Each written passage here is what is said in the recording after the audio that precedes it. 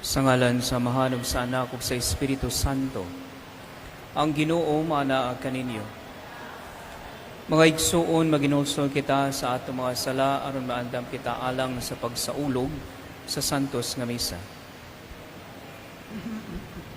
Nagakumpisal ako sa Dios nga magkagagahom sa tanan ug kaninyo mga igsuon nga nakalapas sa pagdako uyamot sa unahuna sa pulong sa buhat ug sa wala pagbuhat sa kinahanglang buhaton. Kaya akong sala, akong dakong sala.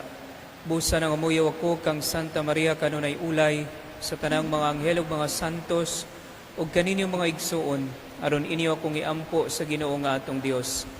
Kaluyan unta kita sa Dios nga magkagagahom sa tanan ug pasayloon sa ato mga sala. Dadun unta kita niya ngadto sa kinabuhing dayon.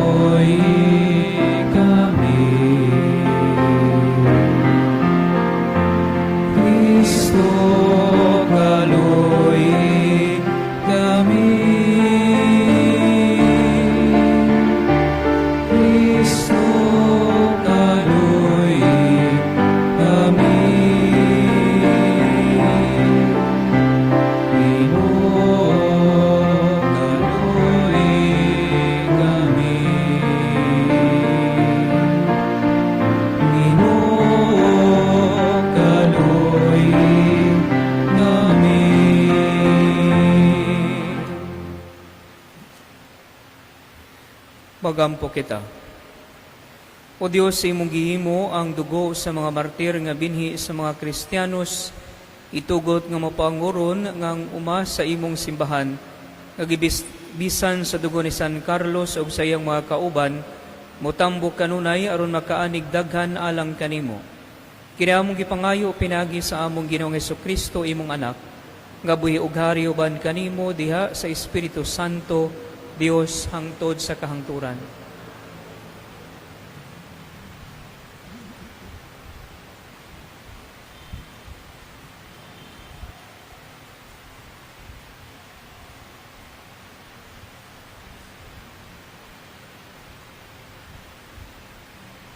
Pagbasa, gikan sa ikaduhang sulat ni San Pablo, ngadto kang Timoteo. Hinumdumi si Jesucristo nga gibanhaw, nga kaliwat ni David, sumala sa mayong balita nga akong giwali. Nagantos ako o gigapos gani og kadina sa kama, sa usa ka kriminal, tungod kay nagwali man ako sa maayong balita. Apan ang pulong sa Dios dili ginapos. Busa giantos ko ang tanan tungod sa piniling katawhan sa Dios, aron makabaton usab sila sa kaluwasan nga anaa kang Kristo Jesus, inubanan sa himayang dayon. Matuod gayud ang giingon, kung namatay kita uban kaniya, mabanhaw sab kita uban kaniya. Kung mulahotay kita, maghari usab kita uban kaniya. Kung ilimod ta siya, ilimod usab kita niya. Kung kita dili magmatinumanon, magpabilin siyang matinumanon kay matinud-anon man siya. Pahinumdumi ni ang katawhan o pahimangnoy sila tubangan sa Ginoo sa dili pagpakiglantugi bahin og mga pulong kay dili kini makaayo kundili makadaot lamang sa namati. Paningkamuti pag-ayo nga ang Dios mahimuot kanimo ingon nga alagad nga walay angay ikaulaw ug nagtudlo sa kamatuoran sa hustong paagi. Ang pulong sa Ginoo.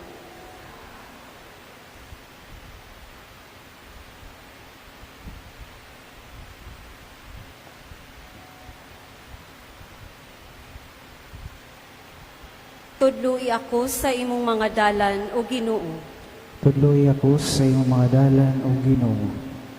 Ang imong mga paagi o Ginoo, ipahibalo kanako. Tudloi ako sa imong mga agianan. Aga ka ako diha sa imong kamatuuran, ug tudloi ako, kay ikaw man ang Dios nga akong manluluwas. Tudloy ako sa iyong mga dalan, O Ginoo. Maayo ug matarong ang Ginoo. Sa ingon niini, iyang gipakitaan sa dalan ang makasasala. Iyang giagak ang mapaubsanon ngadto sa katarong. Iyang gitudluan ang mapaubsanon sa iyang dalan. Tudloy ako sa iyong mga dalan, O Ginoo. Ang tanang mga dalan sa Ginoo kaluoy ug kamakanunayon kanila nga nagaamping sa iyang kasabutan ug sa iyang mga gimbutan. Ang Ginoo makighigala kanila nga mahadlokon kaniya. Ang iyang kasabutan alang sa pagtudlo kanila. Tudloy ako sa iyong mga dalan, O Ginoo. Hallelujah,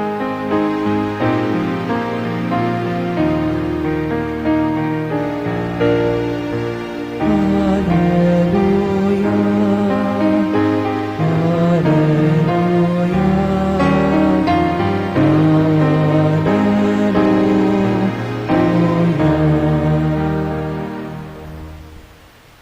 Ako mao ang pagkabanhaw ug ang kinabuhi nagingon ng Ginoo.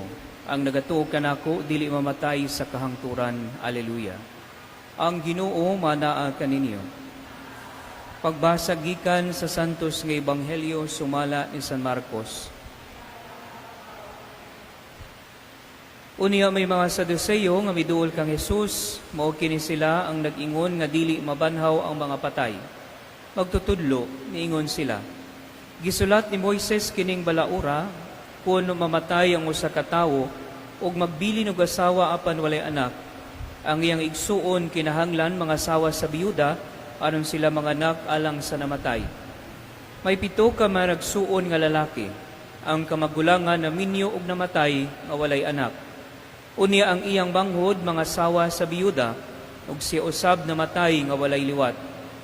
Mausab kini ang nahitabo sa ikatulo nga igsuon, iyon man sa nahibilin nga mga igsuon. Silang 7 ka managsuon na minyo sa babayi ug nangamatay nga walay anak. Sa katapusan namatay ang babayi. Karon sa adlaw nga banhawon na ang patay, kang kinsa man siyang asawa nga silang 7 nakapangasawa man kaniya.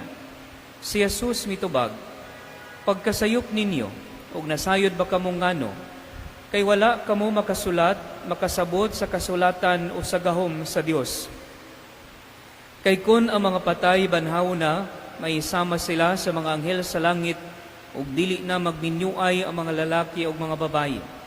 Dugang paniini, bahin sa mga patay nga banhawon, wala ba kamo makabasa sa basahon nga gisulat ni Moises mahitungod sa sampinit nga nagdilaab? Kay didto na isulat nga miingon ang Dios kang Moises, ako mao ang Dios ni Abraham, ang Dios ni Isaac, ang Dios ni Jacob. Sa ato pa siya mao ang Dios sa mga buhi, dili sa mga patay. Busa nasayop kamo. Ang Ebanghelyo sa Ginoo. Mga igsuon aron masabtan ninyo ang context sa atong Ebanghelyo karon, nganong ang babayi namatay ang una niyang asawa or bana, nahimo siyang byuda. O katong lalaki mga igsuon na siya'y mga igsuon. Nganong kinahanglan man nga pangasawon sa mga nahabilin no nga igsuong lalaki atong namatay. In the context of the Jewish culture mga igsuon, kung ang usa ka babayi mamatayan og bana nga wala siya anak nga lalaki, mahimo siyang makaluluoy mga igsuon. And ang iya lang buhaton aron mabuhi siya is manglimos, kay di man siya katrabaho mga igsuon. Because during the time no sa panahon ni Jesus, ang mga babae mga igsuon, they are not allowed to work. Only ang mga lalaki, and dito lamang sila sa balay magatiman sa mga anak o sa iyang bana. And in order for that babayi nga makasurvive mga igsuon, kinahanglan pangasawon siya sa mga nabilin nga mga igsuon atong bana niya nga namatay. But at the end, no, sa katapusan, namatay silang tanan. And ang pangutan ng mga igsuon, kung mamatay ang babayi dito sa langit, kang kinsa man siyang asawa, sa una nga bana or sa lain. But ang giingon sa atong Ginoong Hesukristo, mga igsuon, kung naa na kita sa langit, mga igsuon, dito wala na'y amahan, wala na'y inahan, walay bana, walay asawa, ug wala na'y anak. Kita sa langit, mga igsuon, kauban ang Ginoong Hesukristo ug ang amahan, kitang tanan mga igsuon managsuon na. Wala na'y status kung kinsa kita dinhi sa kalibutan, mga igsuon, is different kung naa na kita sa langit. But ang pangutana mga igsuon is dili ing ana, no? Dili dapat nga ang pangutana dapat nato everyday sa atong kinabuhi dinhi sa kalibutan, mga igsuon, is kung mamatay ta, makasaka ba kita sa langit? Can we experience that brotherhood and panagsuon nga giingon ni Jesucristo karon sa atong ebanghelyo? Mao gani na mga igsuon nga sa atong kinabuhi dinhi sa kalibutan, no? Everyday gitagaan kitag tsansa sa atong Ginoong Jesucristo sa pagbag-o ug sa pagsunod kaniya. O gani na mga igsuon, no? Everyday na ay mga tsansa nga gihatag sa ato ang Ginoo. Pero kita mga igsuon, nga iyang mga anak sa amahan, most of the time, no, gahi kitag ulo, di ta maminaw. And at the end of the day, when we will be judged, according sa mga binuhatan nato dinhi sa kalibutan, mga igsuon, dili kita malipay. Ang atong mabuhat is magmahay na lang kita. And bisan pa, no, bag-uhon nato, or muhangyo kita, pareho bitaw atong dato, nga si Lazaro, o ang dato, no, bisag unsay hangyo niya kang San Pedro nga pabalikon siya sa yuta, no, aron pahimangnuan ang iyang mga igsuon aron sa pag-ayo sa ilang mga kinabuhi.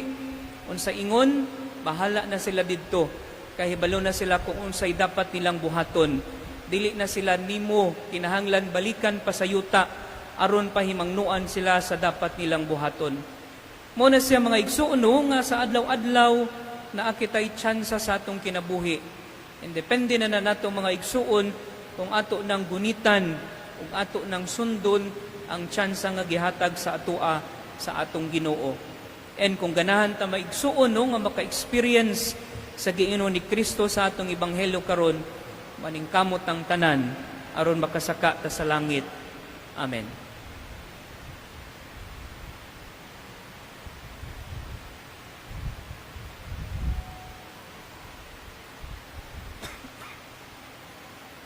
Palihog manindog.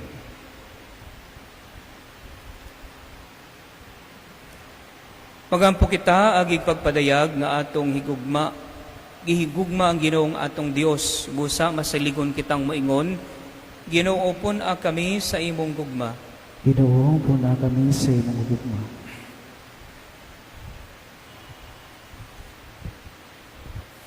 Nga ang simbahan, dili gayud unta muhunong sa pagsangyaw, mahitungod sa paghigugma sa Dios o sa isig katawo, ang kasing-kasing sa Ebanghelyo. Magampo kita sa Ginoo. Ginoo puna kami sa imong gugma. Nga dili gayud unta kita malimot sa pagpakitag kaluoy ngadto sa mga kabus, sa mga pinasagdan ug sa mga biniyaan. Magampo kita sa Ginoo. Ginoo puna kami sa imong gugma. Nga ang matag tawo atong pakitaag kaayo ug pagtahod. Magampo kita sa Ginoo. Ginoo puna kami sa imong gugma.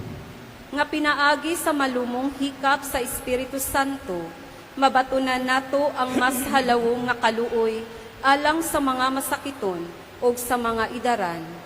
Magampo kita sa Ginoo. Ginoo puna kami sa imong gugma. Nga imo untang isipon nga takos ug mapuslanon alang kanamo, nga ang halangdong Teofilo kamumot, mabayaw na ngadto sa altar sa mga santos. Magampo kita sa Ginoo. Ginoo, puna kami sa imong gugma. Nga ang atong mga hinigugma nga mihalin na, dad-o ni Kristo ngadto sa iyang tunhayng gingharian. Magampo kita sa Ginoo. Ginoo, puna kami sa imong gugma. Langit ng Amahan, imuha kaming angayan sa imong pagtawag, ihatag ka namo ang grasya aron mapuy-an namo kining sugo sa paghigugma diha sa pulong ug sa buhat. Kinamong ipangayo, pinagi ni Kristo, among Ginoo. Amen. Mga igsuon, mag-ampo kamo aron nangako ang inyong sakripisyo dawaton unta sa Dios nga Amahan, kagagahom sa tanan. Sa Ginoo ang sakripisyo ang gikan sa iyong mga kamot, alang sa pagdaig pagmamaya sa iyang alam, alang usab sa kapustanan sa tibok niya santos sa simbahan. O Ginoo, sa among paghalad nini mga gasa diha sa imong altar uban ang pagsalig ug paghigugma, himuha kaming santos diha sa pagpaambit nimo kanamo sa imong kinabuhi ug pinaagi nini Eucharistia pasaylo ang among mga sala. Kinamong ipangayo pinaagi ni Kristo among Ginoo. Ang Ginoo manaa kaninyo. Ibayaw ang inyong mga kasing-kasing. Magpasalamat kita sa Ginoong atong Dios.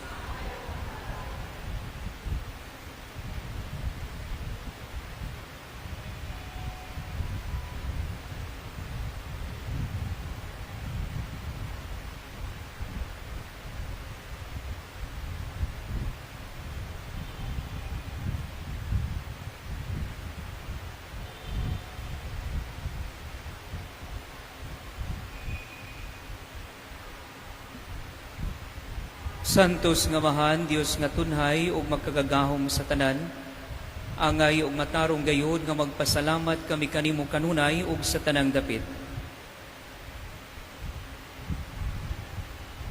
Kayang imong santos nga martir sa pagsunod sa panag-ingnan ni Kristo mihalad sa iyang kinabuhi aron paghimaya sa imong ngalan. Ang iyang kamatayon nagpadayag sa imong gahom nga naglig-on sa among tawhanon nga kahuyang. Imong gipili kadtong mga mahuyang ug imo silang gilig-on aron mahimo silang imong mga saksi pinaagi ni Jesucristo among Ginoo.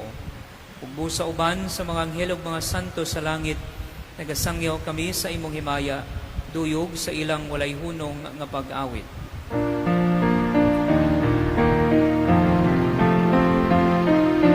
Santos, Santos, Santos nga Ginoo, Diyos sa panahon. Umangin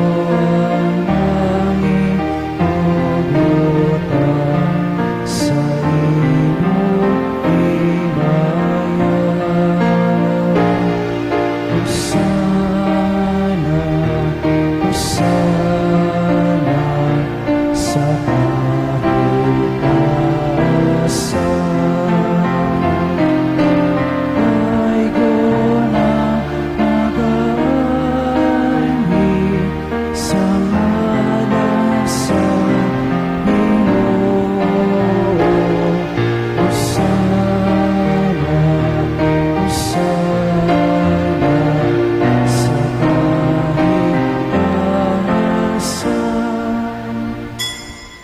Santos gid ikaw o Ginoo ang tuburan sa tanang kasantos, ipadala ang imong espiritu ron pagsantos sa ining mga gasa. Aron nahimo kini alang kanamo nga lawas ug dugo ni Jesucristo among Ginoo. Sa pagpasakit sa iyang kaugalingon, mikuha siya og pan, mipasalamat kanimo, mipikas ug mihatag nini ngadto sa iyang mga tinun-an ug biingon. Dawata kini ninyo nga tanan ug kana, ikinimo ang akong lawas nga itugyan alang kaninyo.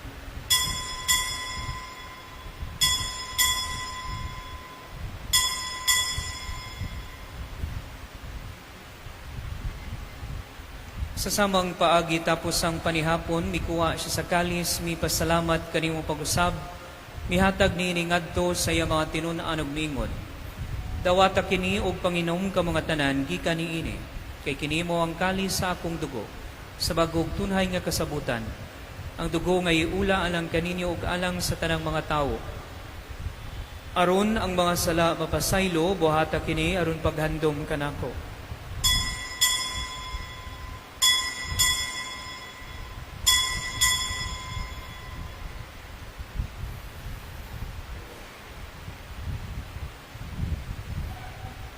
Kini ang misteryo sa pagtuo.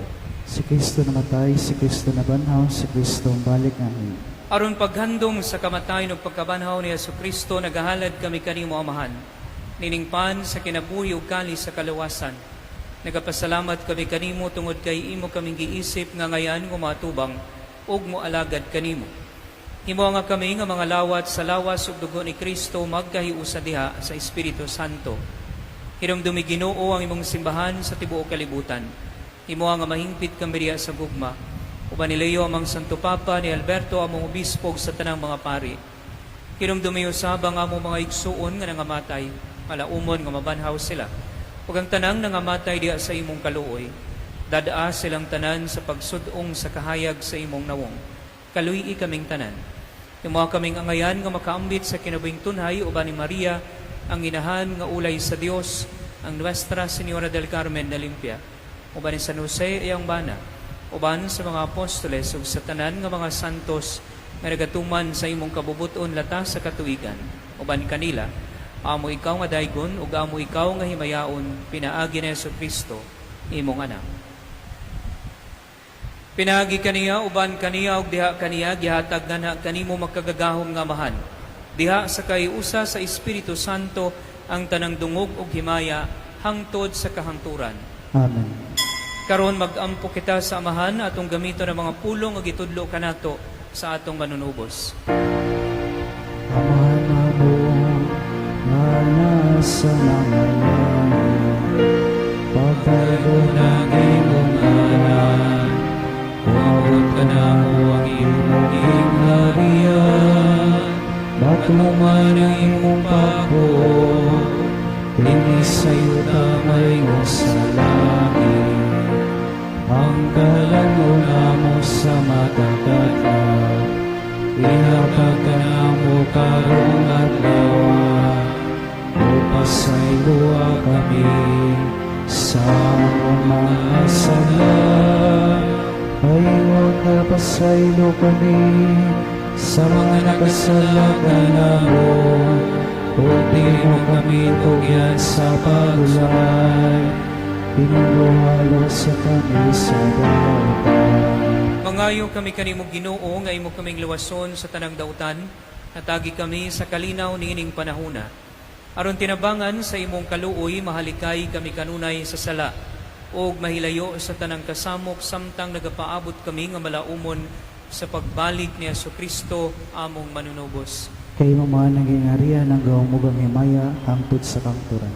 Ginoong Jesucristo, nagingon ka sa imo mga apostoles, ang kalinaw ibilin ko kaninyo, ang akong kalinaw ihatag ko kaninyo.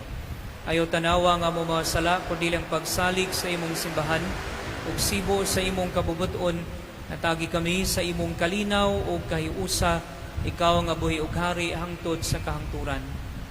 Ang kalinaw sa Ginoo sa kanunay maanaa kaninyo. Ipakita ta ang pagginigsuonay.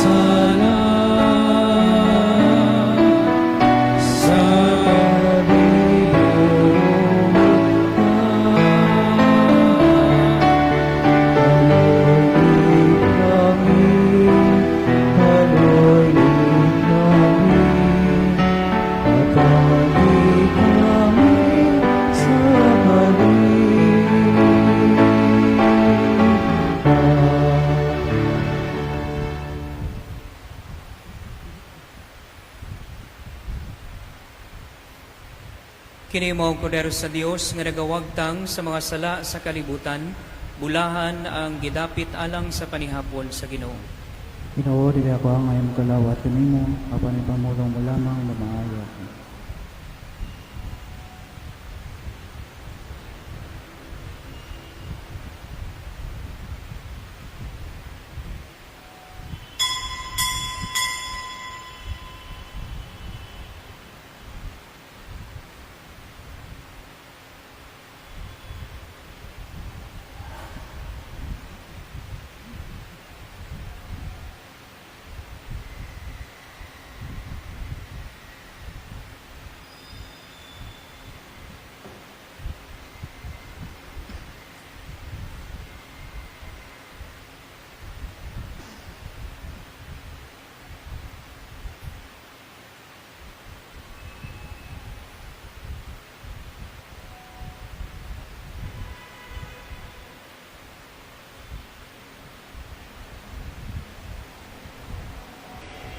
Mag-ampo kita.